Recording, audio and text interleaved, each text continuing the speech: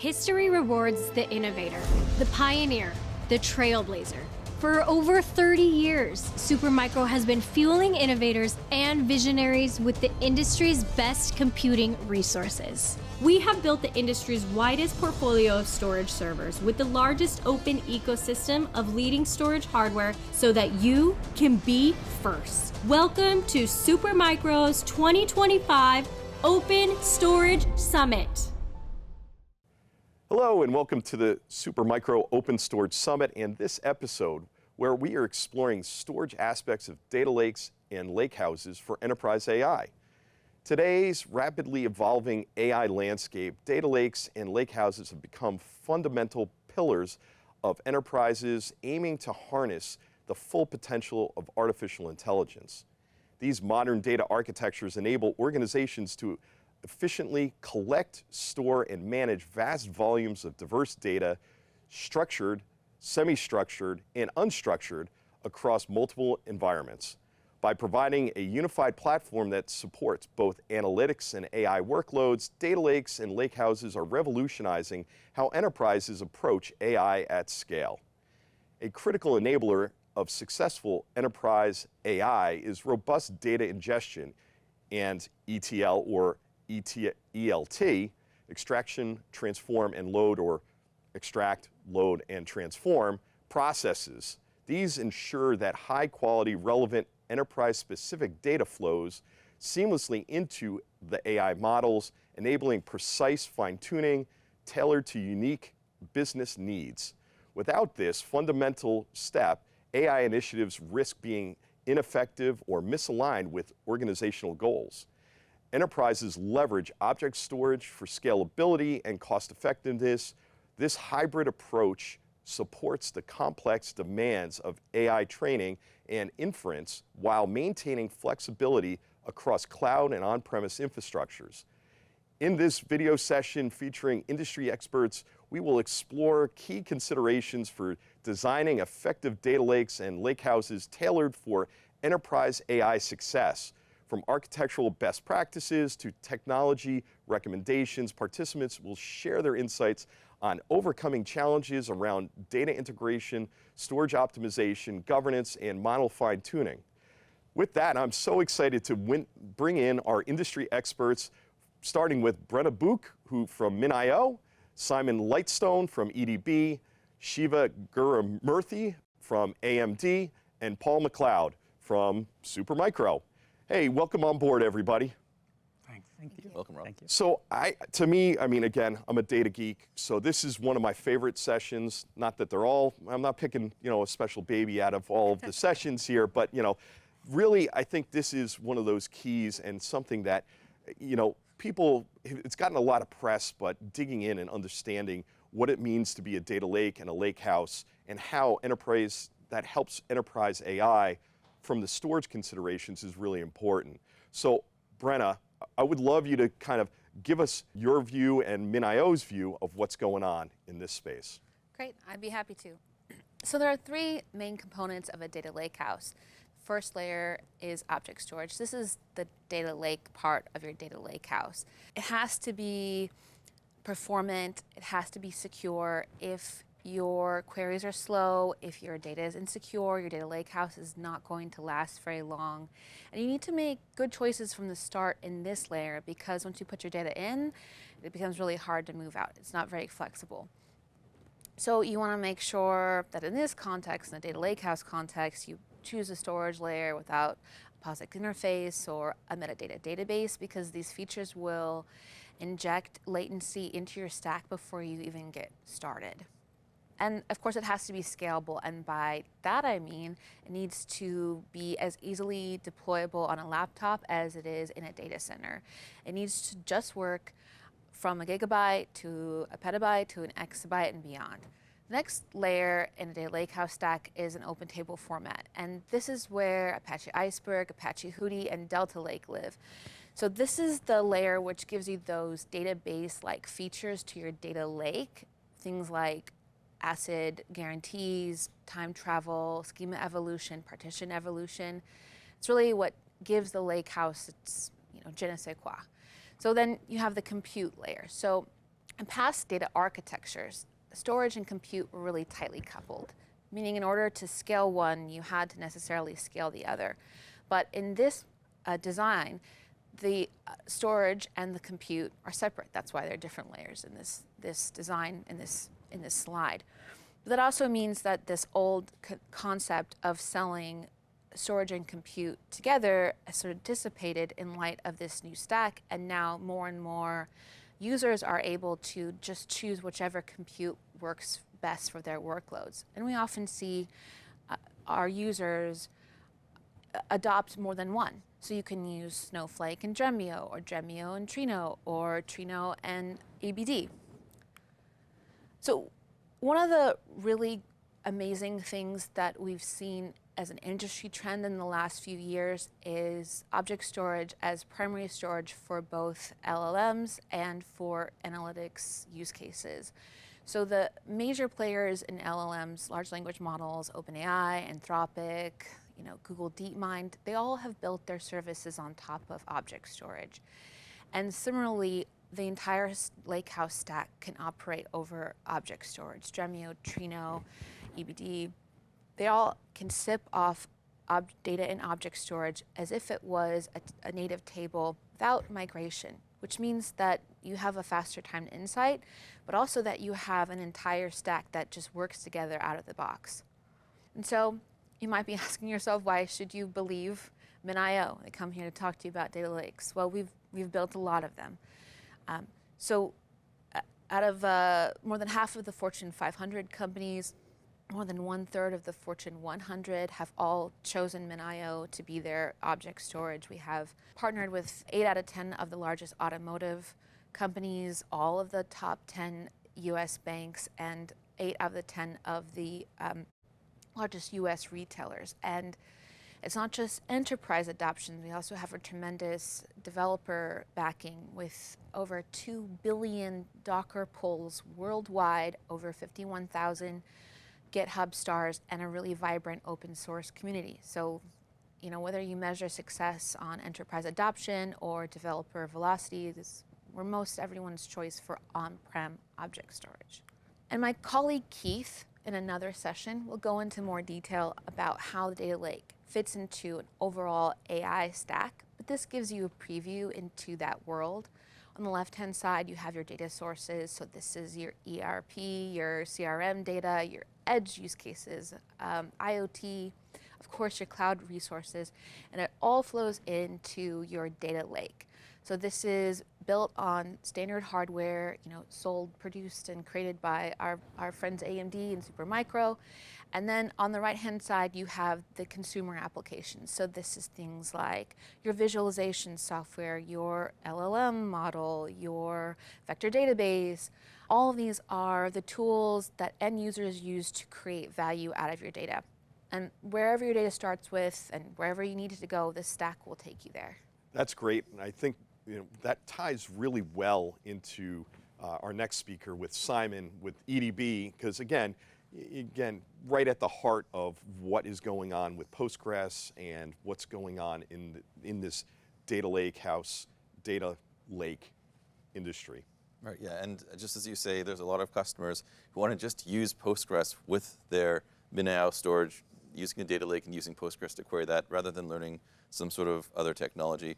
And that's one thing I want to talk about here, as well as, from the EDB perspective, we're providing the hardware in a partnership with Supermicro to provide a solution, which we call the Sovereign Data and AI Factory, that just makes it very easy to use all the vendors that are speaking here, MinIO and so forth, and AMD, and of course Supermicro, to leverage that storage investment, right? To give that software layer, which allows you to automatically move to different tiers of storage as data gets old, to use it using open standards.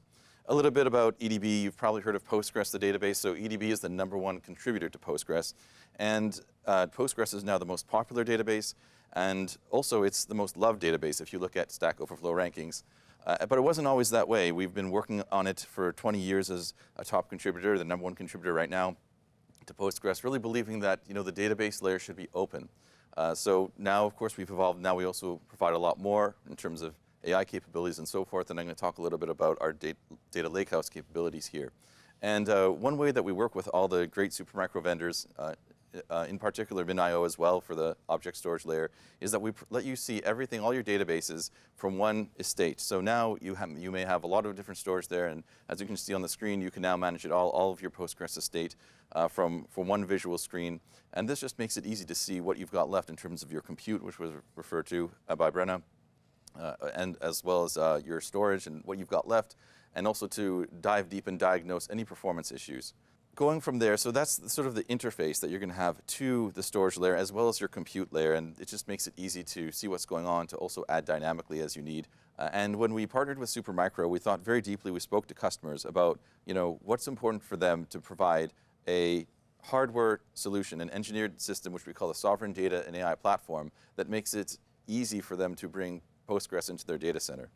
So there are a few things that we want to focus on. One is mission critical performance, and that also means providing the flexibility to choose the storage that you'd like for the engineered system. So some customers may already have storage installed. They may have purchased MinIO a long time ago and they want to make use of that storage investment, or they may want to include and bundle the object storage with their purchase.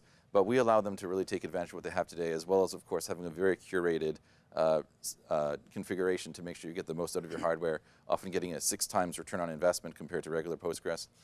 Also extreme high availability. So the system is modular. It consists of 7 or more servers, and you can place those across your data center in different availability zones or different fault domains or failure domains, depending on how you want to refer to it in your own data center. And that is going to let you have high availability, 99.99% uptime. If any of your fault domains or failure domains goes down, then your operations continue. And we make that easy, right? We set that up for you together with Supermicro. And then just turnkey simplicity in terms of automatically moving data to your data lake if you have a busy operational database, and allowing you to use whatever object storage you have. The simplicity of setup, really, it's a turnkey solution. Once you decide to give it a try, we go to your data center, and together with Supermicro, we partner and we set it up so it's highly available. And the next step is really deploying your next Lakehouse cluster or Postgres cluster in just a few clicks.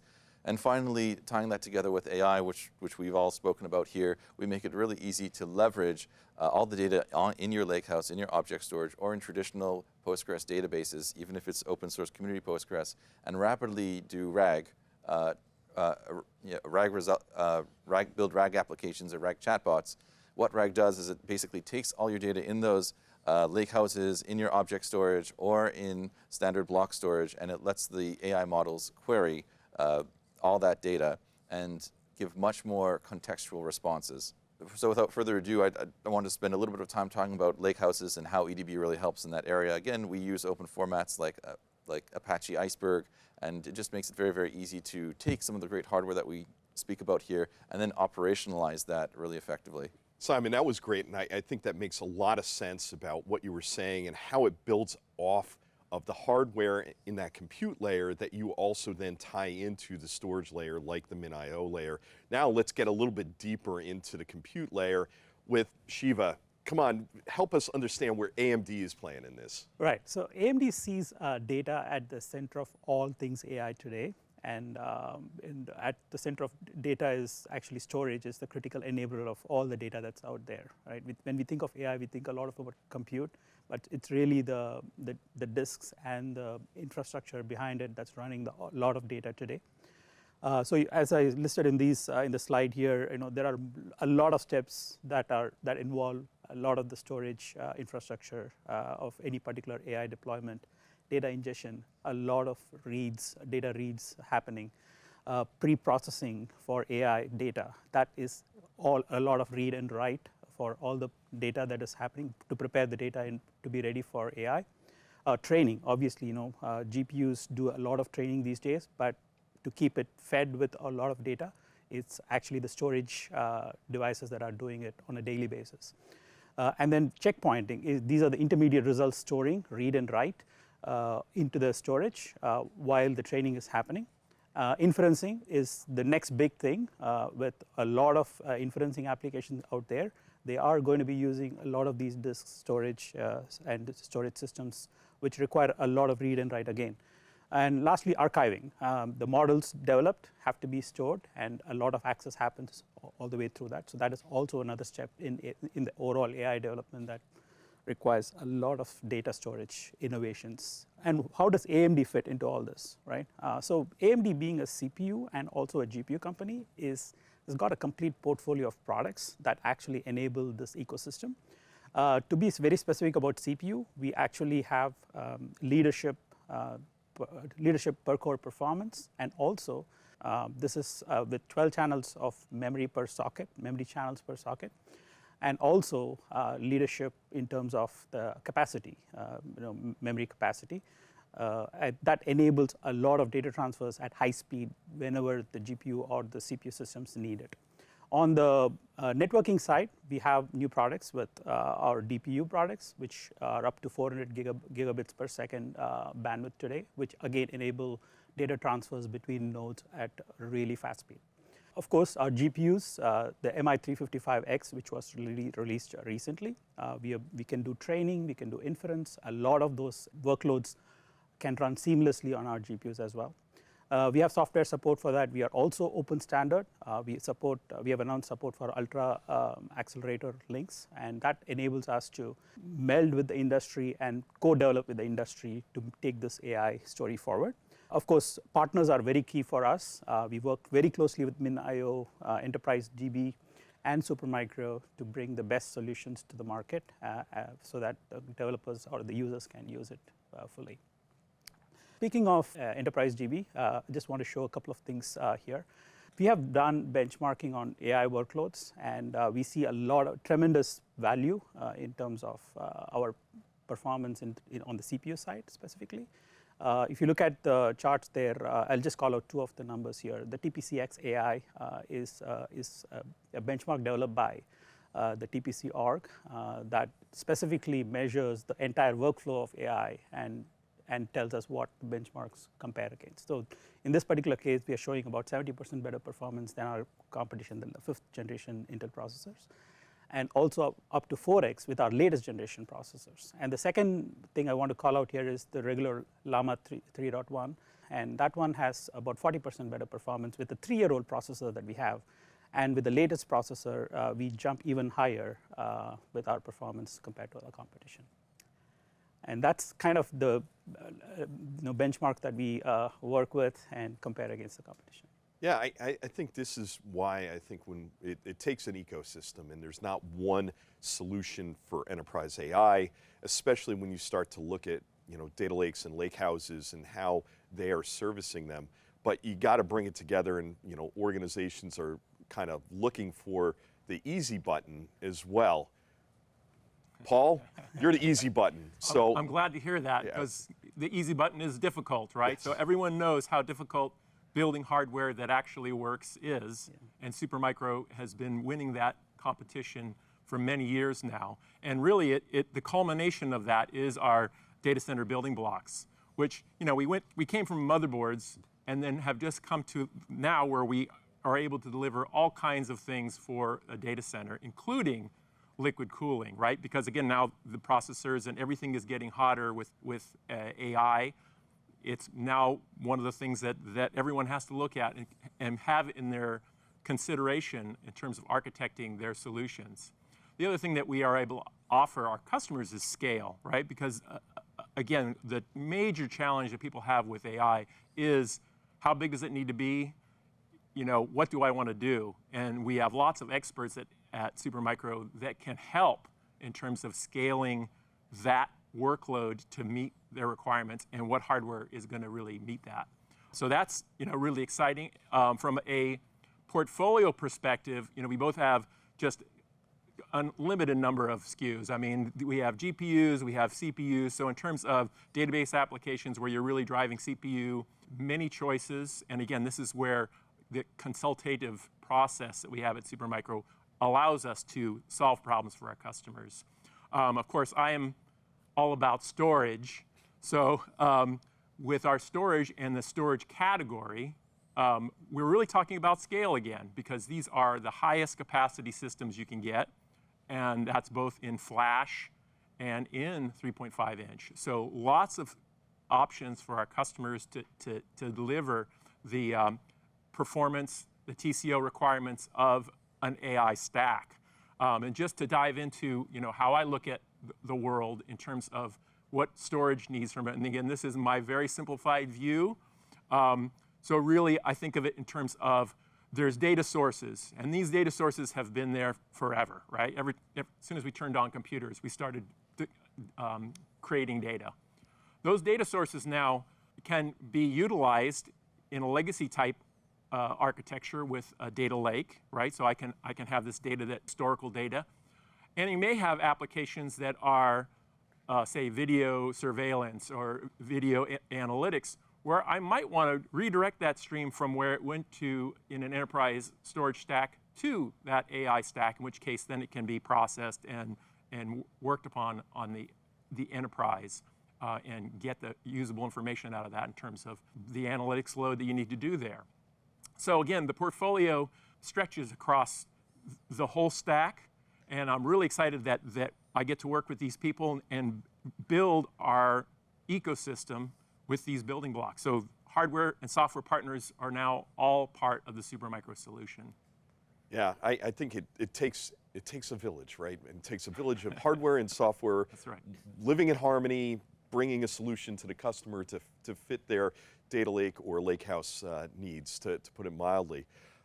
Let's kind of dive into some questions here. Brenna, I'm going to go to you first. One of my favorite topics is open table formats. And how do you see that really changing what's going on and reshaping the role of the storage layer as it turns into more of a data platform layer? That's a great question.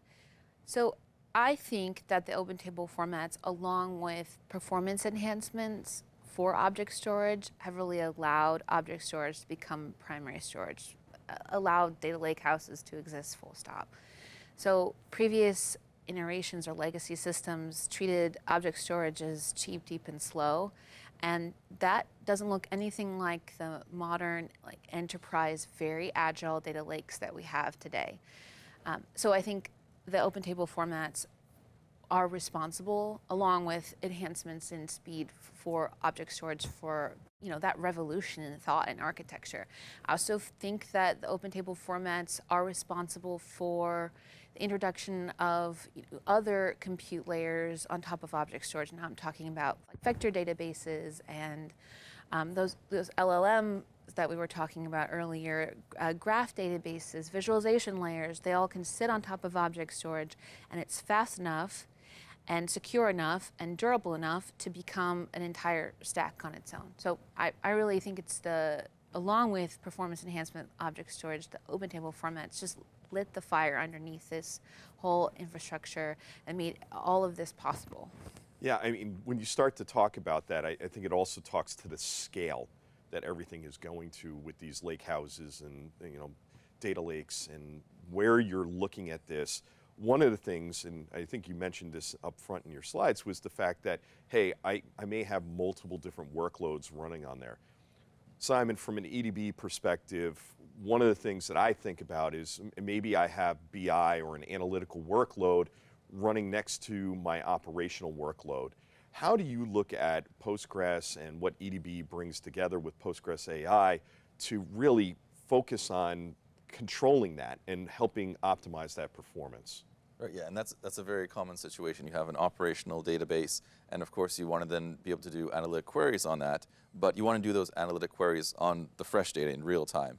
Yeah. So with EDB Postgres AI, we actually have the capability to move the data from your operational databases into a columnar format in your lakehouse on MinIO storage and on other storage options in real time. So now you no longer have that lag. If you're trying to figure out how many bottles did my factory produce today and how many defects there are, or you even want to run AI workloads on top of that to determine what the future may bring next, for the next day, then you can now do that with the data in real time. You no longer have this delay where you're running an ETL process at the end of the day. It's going there automatically into your lakehouse where it's in columnar format. And of course, columnar format is extremely effective for queries that have like very broad date ranges, right? So you're going to get the speed of OLTP, and you're also going to have that real time in your lakehouse, however you'd like it.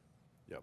I look at it as columns forever. That's Yeah, where it when I becomes look like at these. Yeah, when I look at the lake houses, I mean, that's Yeah. a lot of people are looking at that is how do I, actually I never throw anything out, but I keep creating more columns, and that gives me different views back in the data, which is, again, it brings on a whole nother issue, but I think you probably have solutions for that too. So, but look, Shiva, I think one of the things that I'm looking at with the fact that AMD, you have these processors that really drive a balance of performance and efficiency for organizations. How do you see that bringing value in the AI and the analytics realm for customers? Oh, absolutely. So AMD's platform is, as a company, we have a full portfolio of AI products, and we get unique insights from the customers in this space as to what the customer needs, and we have built the platform based on that feedback, right? And what we have today is the industry-leading bandwidth in terms of NVMe store, like access to NVMe storage, PCI Express Gen 5, and we have super fast memory bandwidth. Also, the most number of memory channels, 12 memory channels per socket. So what that frees up a lot of data transfer bandwidth for all these AI operations. Apart from that, we also have 384 megabytes of cache per socket, which a lot of data storage companies make use of in terms of preloading the data for AI and those kind of things. Ultimately, the biggest goal here is to keep the data ready so that the GPU is not starving for the data. So these are the platform level innovations that AMD has done in this space that will tremendously, or it's already tremendously benefiting the customers and also the people who are benchmarking and getting things done faster because of these platforms. So yeah, I mean that is our main daily work here, to innovate continuously so that we keep the AI industry moving forward.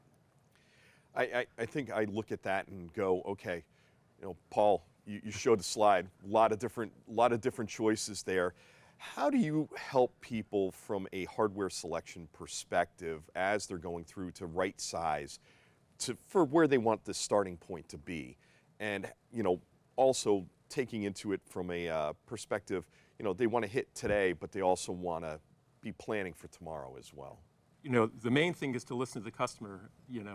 That is very important, right? Because the customer will have some very specific requirements, and they may have preferences. So I usually open with, listen to what their problem is and what they're currently using, whether it's working well or whether it has trouble, and what are those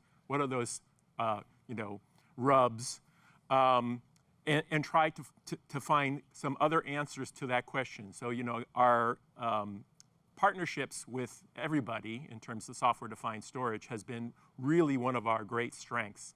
Supermicro has always been software-defined, and ever since I've joined Supermicro, that's been my charge, right, is to go after all the partners we can to make sure that we have solutions, whether those are compute solutions or whether those are storage. As an example, the two systems we have here today, these are very different architectures, right? But they do fit in the lakehouse and the data lake itself. So 3.5 inch is sort of the de facto standard for where I'm going to dump my data in large volume.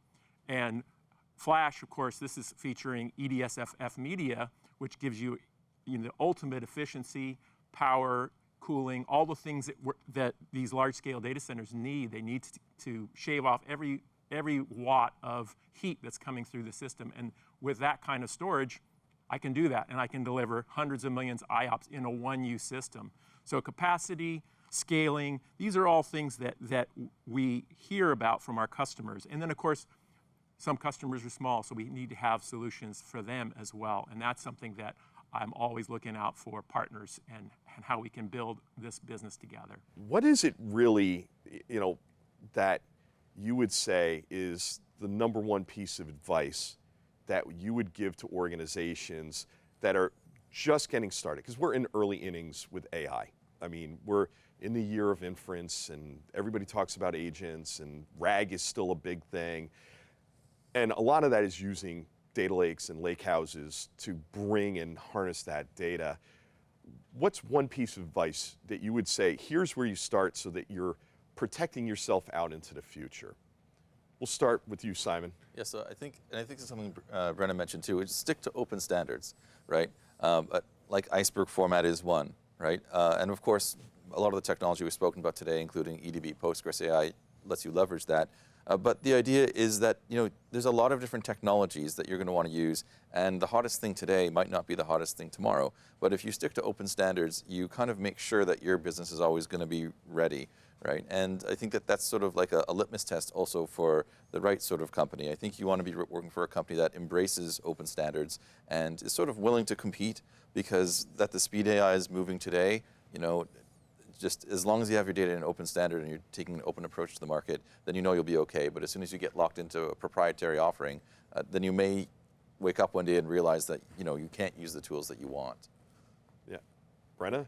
Well, I'm going to resonate with a lot of what you're saying, Simon. Shocking. But go ahead anyway. We all have that same answer. So AI, it's always going to be innovating. There's always going to be a new platform, a new model, a new service that you're going to want to try, and you don't want to re-architect your whole storage backend or your whole architecture every time you want to adopt these new technologies. So, I would, just exactly what Simon said, I would pick an object storage that's performant and durable and flexible, able to be deployed anywhere, and then I would choose an open table format like Apache Iceberg, and then I would choose whichever compute works for you and your workloads in that moment. And this will give you the flexibility to work with the AI technologies today, but also the ones for tomorrow.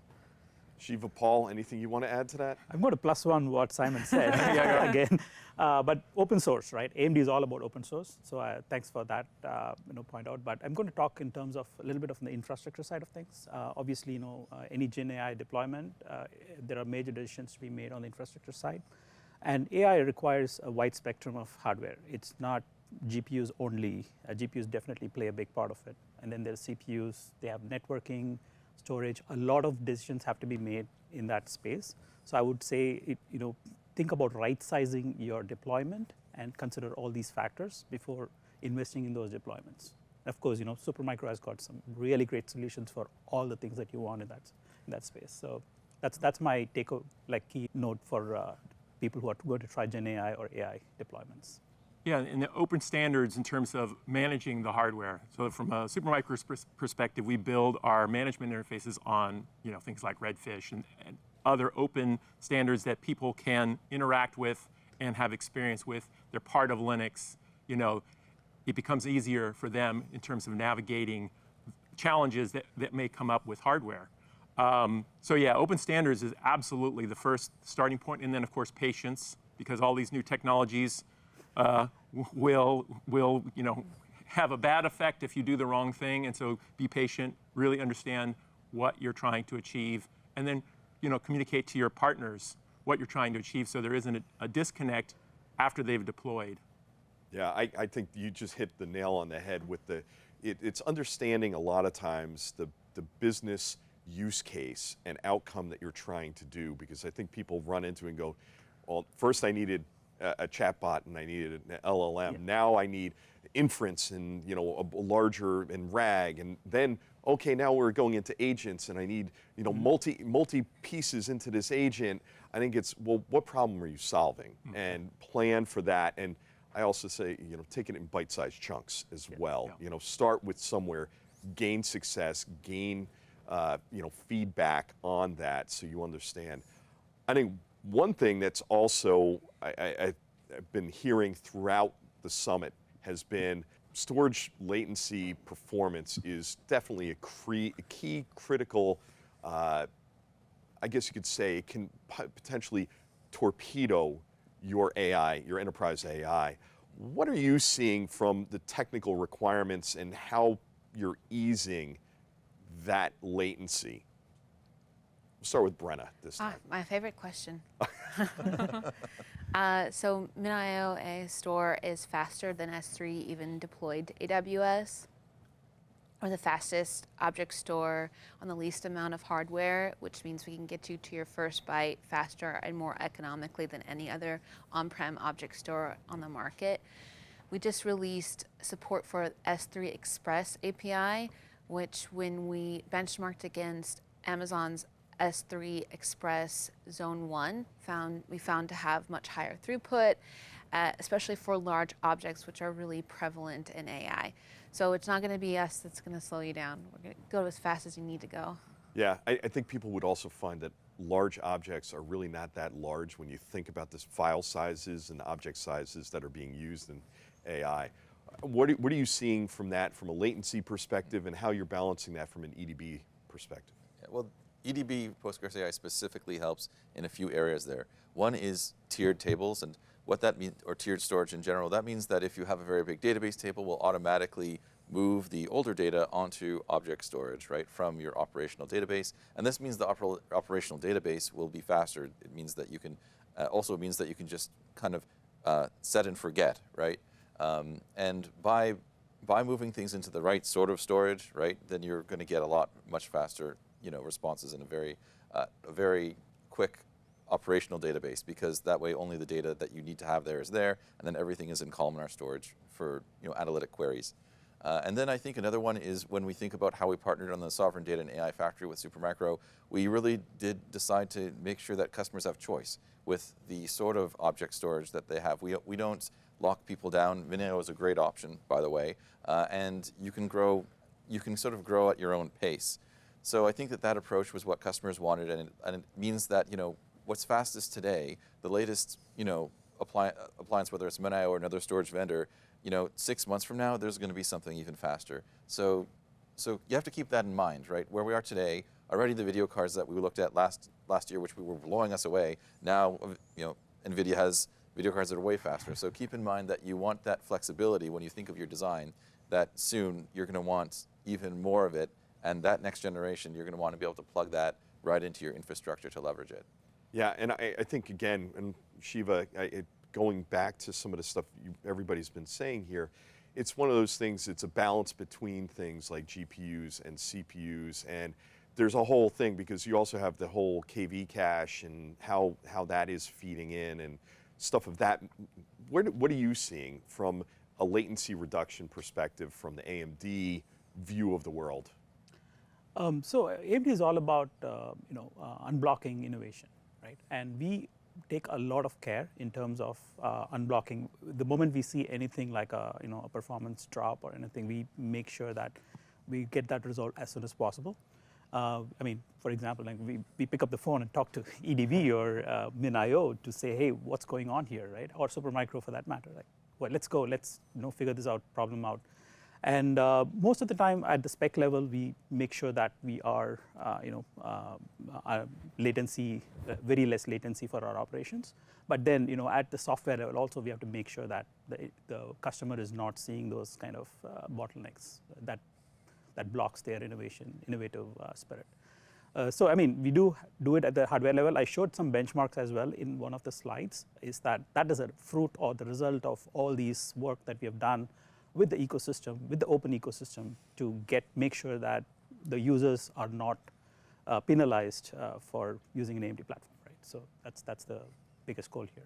Yeah, Paul, it would seem like this is a major focus for you as you're Absolutely. building out these systems. Yeah, and then one of the things that Shiva didn't mention was, of course, this whole RDMA direct to the GPUs that AMD is working on as well, and it's kind of a new industry standard in terms of AI workloads.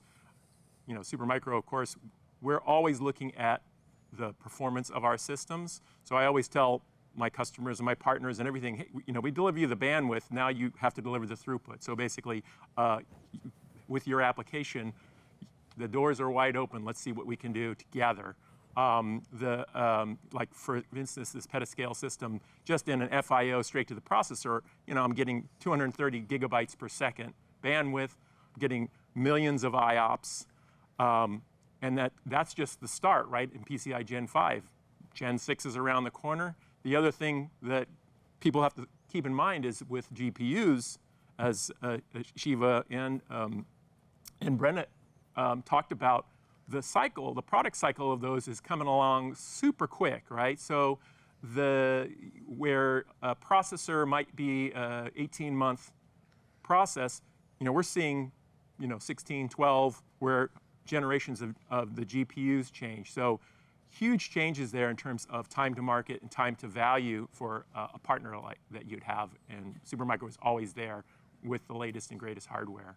Yeah, I think that to me is the rate of change here is, we used to talk in 5 years, 10 years, what's your planning horizons for IT organizations and platform engineering, but now we're at a point where 18 months is a long time in this industry right now, and things are moving, especially with enterprise AI, it's moving so quickly. So final question here for the group is that as you talk to the people on the other side of the screen here, and as they consider enterprise AI, because there's so much out there and so many things to figure out, what's one piece of advice you give to them that they should take away about, hey, as they start on this journey, because we're still in early innings, what's something they should consider from this perspective of we've been talking about today to get started? I'll go with you, Simon. Sure, yeah. I'm going to choose something a little bit unique because I think this is practical. Think about the finance angle. And by the way, Supermicro, when we work with customers, often, listen, this is going to be expensive, right? So often we've worked together with Supermicro to provide, leasing for the customer, whatever they need. And the reason is this is no longer the era of, low-cost commodity hardware. Once you get into the AI workloads, even, other sorts of workloads maybe, but AI, you're going to need really powerful, video cards from AMD or who knows what. And all that equipment is going to start raising questions internally in the org in terms of how we approach it. Even if you don't do it yourself, your cost may be even more expensive. If you look at the cloud providers, you're looking at over $60 an hour, which is, if you do that math, it's over $45,000 per month, or over $500,000 a year, just to rent on demand, right, an 8 GPU system. So you start looking at all these bills and you think, how am I going to be creative about making a plan for my organization that makes it affordable? How do I make it modular so that way I don't invest for 2 years from now, but then everything is twice as fast in 1 year from now? So I would recommend engaging with Supermicro or any of the vendors here really, and they can help build a plan and choose the right combination of equipment for today and financing options that will work for the business. And that way, when you do make that pitch, hey, we're going to double our business efficiency by using AI, then you'll have a full suite of options to tackle the expenses that you're going to hit. And your TCO and what the ROI will be as well, which is very important. Brenna? Well, I just want to echo what Simon's saying about picking like a stack that's modular. I mean, you can swap and drop as you need, and I think this is very much the case with compute. With storage, you want to make good choices from the start because your storage layer is what makes or breaks your data lakehouse. It can only go as fast or be as safe or be as durable or as flexible as your underlying storage. So object storage is primary storage for a data lakehouse stack and for all of your modern data needs, and make good decisions, choose modular, disaggregate your storage and compute. I always try to make good decisions, Yeah. but not always, especially late at night. But Shiva, what's your perspective on this, and what's one piece of advice that you think people should consider? Yeah, we talk to a lot of customers, and I'll tell you what one common theme is across a lot of these customers is ROI, right? And what we find out is the companies that are very patient with their ROI get the most out of their AI deployments. And the ones that are like hurriedly, I need results and money back in 1 year, are the ones who give up too soon. AI is kind of a long journey, and that's the key message that they should remember is that you're not going to get ROI in the first year, right? I mean, point blank. But as the best way is to start with something small, something like a pilot project, and get it done, and then go and build on top of that based on the expertise you can get. And also you might be able to hire better people as you move along. And those are the baby steps that needs to be taken for us to reach the level of an ROI discussion, right? So that's the one piece of advice I'd give them. Yeah, I agree with you. I always call it crawl, walk, run. Yeah. And it's how do you get success begins success, and even failure sometimes is success Yeah. because you learn from that failure and then Exactly. move on to understand and then build what you need to from an AI perspective, Exactly. I think in particular. But you need the flexibility underneath it, which, Paul, what's your last piece of advice here? So really, enterprise is our growing edge at Supermicro. So we've been supporting OEMs and large-scale cloud organizations and DevOps organizations, and now really enterprise is that last mile where you think, hey, that should be easy. But again, from a scaling perspective, we've always been much larger scale, attacking these very large-scale problems. Enterprise AI is still large scale for the customer. For us, that would be small scale, and we're able to use our expertise that we have with these large scale customers to deliver enterprise solutions, services, support, all the things that an enterprise needs to actually do the work that they're doing. And so that's my takeaway is, if you haven't looked at Supermicro in a while in terms of an enterprise application, absolutely take a look at where we offer today with all of our software partners, all of the flexibility and all the open standards that we're using to help everybody build these AI solutions. I think that's a great place to leave it. So I want to thank you all for coming on board today. This has been really great. I think people are going to take away a lot of really good insight. So thank you very much. Thank you. Happy to be here. Yep, happy to be. And thank you for watching this episode of the Supermicro Open Storage Summit. Hang tight. We'll be back with more.